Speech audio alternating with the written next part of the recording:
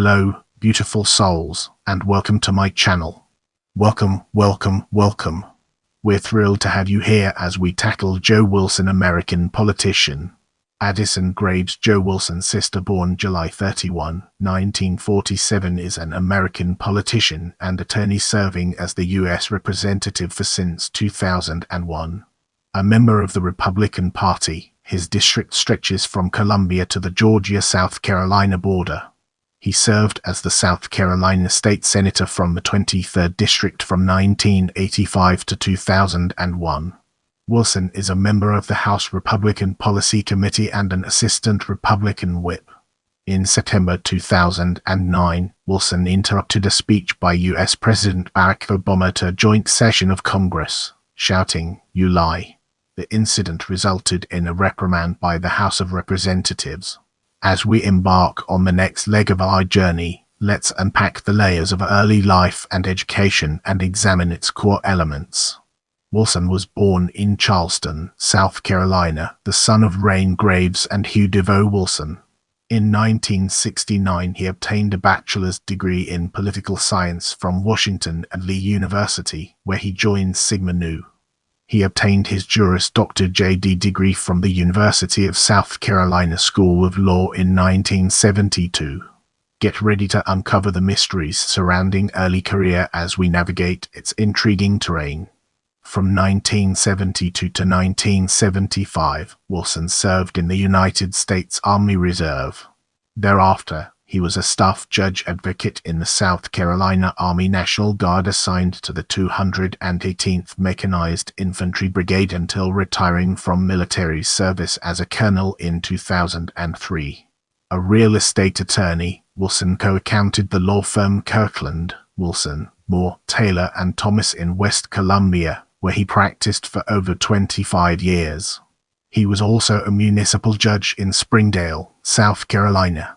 Wilson was active in South Carolina Republican politics when the party barely existed in the state.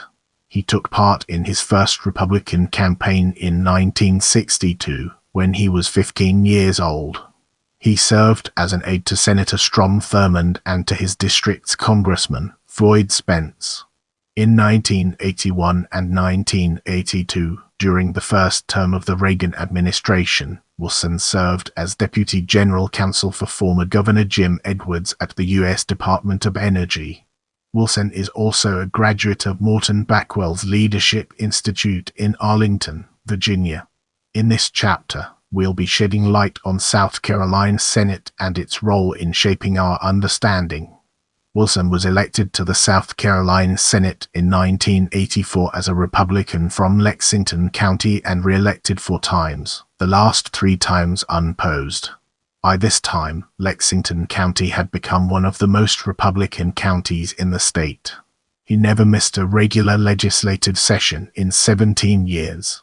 After the Republicans gained control of the chamber in 1996, Wilson became the first Republican to chair the Senate Transportation Committee. He was a member of Columbia College's Board of Visitors and Coker College's Board of Trustees.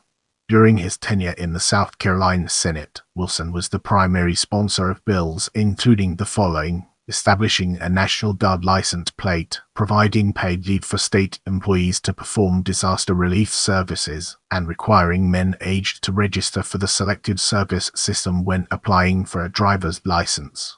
In 2000, Wilson was one of 7 senators to vote against removing the Confederate battle flag from being displayed over the State House. As we progress through this video, let's now turn our gaze towards committee assignments. As of the 118th Congress, Wilson served on 3 standing committees and various subcommittees overseeing specific areas of legislation. He serves on the Committee on Armed Services, for which he is also a member of the Subcommittee on Readiness and Subcommittee on Strategic Forces. He serves on the Committee on Education and the Workforce, for which he also is a member of the Subcommittee on Health, Employment, Labor, and Pensions. As a member of the Committee on Foreign Affairs, Wilson serves on the Subcommittee on Europe and chairs the Subcommittee on the Middle East, North Africa, and Central Asia. Wilson serves as the chair of the U.S. Helsinki Commission. Wilson is a member of the Republican Study Committee, chair of the RSC National Security and Foreign Affairs Task Force, and a member of the Tea Party caucus. As we enter this new phase, let's uncover the impact of caucus memberships on our broader topic. Composites: Caucus Co-Chair, Counter-Kleptocracy, Caucus Co-Chair, Congressional United Kingdom, Caucus Co-Chair, Congressional French, Caucus Co-Chair, European Union, Caucus Founder and Co-Chair, Congressional Caucus on Korea, Co-Chair, House Ethiopian American, Caucus Co-Chair, Bulgaria, Caucus Co-Chair, Friends of Belarus, Caucus Co-Chair, Congressional Caucus on U.S.-Turkey Relations and Turkish Americans, Co-Chair, Congressional Bangladesh, Caucus Co-Chair, Congressional Afghan, Caucus Co-Chair, Congressional Caucus on Qatari American Strategic Relationships, Co-Chair, House Republican Israel, Caucus Co-Chair, Diabetes Caucus, Global Health Caucus, India Caucus, United States Congressional International Conservation Caucus, Israel Allies Caucus, Russia Democracy Caucus, Sportsmen's Caucus, House Republican Policy Committee, Tea Party Caucus, Congressional Arts Caucus, Congressional Constitution Caucus, Official Caucuses, Congressional Mixed and 911 Caucus, Republican Study Committee. Like his former boss, Spence, Wilson is an ardent social and fiscal conservative. In 2003, Wilson voted for the Medicare Prescription Drug Improvement and Modernization Act, including its Section 1011 authorizing $250,000 annually of taxpayer money to reimburse hospitals for treatment of illegal immigrants. In 2009, he changed to his current position of opposing public funds for health care of illegal immigrants. As we enter this new phase, let's navigate the complexities of legislation and discover its practical applications. Wilson has sponsored and co-sponsored a number of bills concerning teacher recruitment and retention, college campus fire safety, National Guard troop levels, arming airline pilots, tax credits for adoptions, tax credits for living organ donors, and state defense forces. As of January 2006, 8 bills he co-sponsored have passed the House, including H.R. 1973, the Senator Paul Simon Water for the Poor Act of 2005, making safe water and sanitation an objective of U.S. assistance to developing countries. Wilson is a staunch advocate of a federal prohibition of online poker. In 2006, he co-sponsored H.R. 4411, the Goodlatte-Leach Internet Gambling Prohibition Act, and H.R. 4777, the Internet Gambling Prohibition Act. Wilson has cited as one of his proudest congressional achievements the Drafting Business Expensing Act of 2003. Which allows businesses to immediately write off 50% of the cost of business equipment and machinery. This bonus depreciation provision was extended for 2008 and 2009 in 2 separate stimulus bills. He also spearheaded the Drafting Teacher Recruitment and Retention Act of 2003, which offers higher education loan forgiveness to math, science, and special education teachers in schools with predominantly low-income student populations. He cites as his most important vote the Jobs and Growth Tax Relief Reconciliation Act of 2003. In 2015, Wilson co-sponsored a resolution to amend the Constitution to ban same-sex marriage. Wilson sponsored H.R. 6202, the American Tech Workforce Act of 2021, introduced by Representative Jim Banks. The legislation would establish a wage floor for the high-skill HR visa program, thereby significantly reducing employer dependence on the program. The bill would also eliminate the optional practical training program that allows foreign graduates to stay and work in the United States. As we move forward, let's uncover the untold stories and fascinating intricacies of ULI. Outburst during Obama address. On September 9, 2009, during a nationally televised joint address to Congress by President Barack Obama, Wilson shouted ULI. After Obama, while outlining his proposal for reforming health care, said, "There are also those who claim that our reform effort will ensure illegal immigrants. This, too, is false. Reforms I'm proposing would not apply to those who are here illegally." Obama's chief of staff Rahm Emanuel immediately approached senior Republican lawmakers and asked them to identify the heckler and urge him to apologize immediately. Members of Congress from both parties condemned the outbursts. "Totally disrespectful," said Senator John McCain of Wilson's utterance. "No place for it in that setting or any other, and he should apologize immediately," Wilson said later in a statement. "This evening I let my emotions get the best of me when listening to the president's remarks regarding the coverage of undocumented immigrants in the health care bill. While I disagree with the president's statement, my comments were inappropriate and regrettable. I extend sincere apologies to the president for this lack of civility." Obama accepted his apology.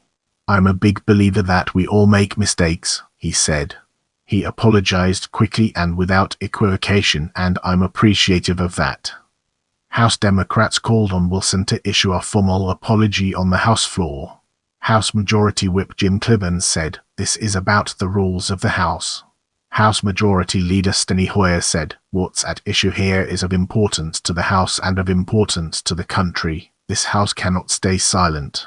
Wilson refused to apologize to the House of Representatives, saying in a televised interview, "I believe one apology is sufficient." Congressional Republicans agreed and opposed further action. Minority Leader John Boehner said, "I think this is a sad day for the House of Representatives. I think this is a political stunt aimed at distracting the American people from what they really care about, which is health care." On September 15, the House approved a resolution of disapproval against Wilson by a vote almost exactly along party lines. Wilson said that his outburst reflected his view that Obama's bill would provide government-subsidized benefits to illegal immigrants. Several fact-checking organizations wrote that Wilson's view was inaccurate because H.R. 3200 expressly excludes undocumented aliens from receiving government-subsidized affordability credits. The nonpartisan Congressional Research Service agreed that people would need to be lawfully present in the U.S. in order to be eligible for the credits, but noted that the bill did not ban non-citizens from buying their own health insurance coverage through the health insurance exchange. The Obama administration said that, in the final bill, undocumented immigrants would not be able to participate in the exchange. Such language was included in the Senate Finance Committee's version of the bill, America's Healthy Future Act. After their incident, Wilson and Democrat Rob Miller, his 2010 general election opponent, experienced a significant upswing in campaign donations. In the week after Wilson's outburst, Miller raised $1.60 million, about 3 times his 2008 donations, while Wilson raised $1.80 million. Brace yourselves for the next chapter, where we'll be dissecting apology for remarks about hatred of America. On a 2002 live broadcast of the CSPAN talk show Washington Journal, Wilson and Representative Bob Filner were discussing Iraqi weapons of mass destruction. When Filner noted that the U.S. provided Iraq with chemical and biological weapons in the years, Wilson stated that this idea was made up and told Filner, "This hatred of America by some people is just outrageous. And you need to get over that." Wilson apologized for his remarks in statements to the press. Let's zoom in on apology for remarks about Strom Thurmond's daughter and understand its implications. In 2003, Esme Washington Williams revealed she was the daughter of Wilson's former employer, Senator Strom Thurmond, and Thurmond's black maid. Wilson was among those who publicly doubted her assertion that Thurmond had a child out of wedlock. Wilson said even if her story were true, she should not have revealed it because it's a smear on Thurmond's image and was a way to diminish Thurmond's legacy. After Thurmond's family acknowledged the truth of Washington Williams's revelation, Wilson apologized, but said that he still thought that she should not have revealed that Thurmond was her father. Prepare yourself for an in-depth analysis of Texas v. Pennsylvania in this section. In December 2020, Wilson was one of 126 Republican members of the House of Representatives to sign an amicus brief in support of Texas v. Pennsylvania, a lawsuit filed at the United States Supreme Court contesting the results of the 2020 presidential election, in which Joe Biden defeated incumbent Donald Trump.